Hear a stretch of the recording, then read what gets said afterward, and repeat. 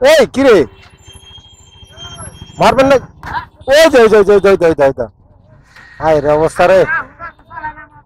কেম বাসালা আস্তে বা আস্তে আস্তে আস্তে আয় রে আল্লাহ আল্লাহ আল্লাহ আল্লাহ আল্লাহ আল্লাহ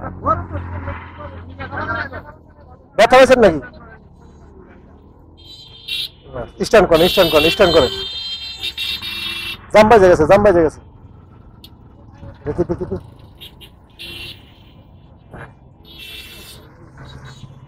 ব্যথা হয়েছেন নাকি যাই কালাম তো অল্পতে বেঁচে গেছেন আস্তে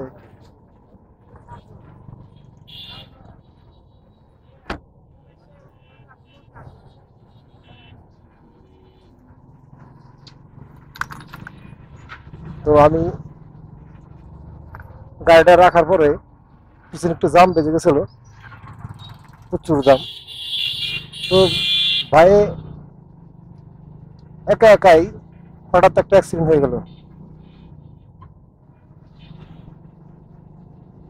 তো সবাই যারা বাইক চালাবেন আমার কাছে একটাই রিকোয়েস্ট খুব সাবধানে চালাবেন আসলে আমি নিজেও বাইক চালাই কিন্তু আমার নিয়ন্ত্রণে কিন্তু আপনারাও ওভাবেই চালাবেন কারণ জীবনটা হলো আপনার যদি আপনি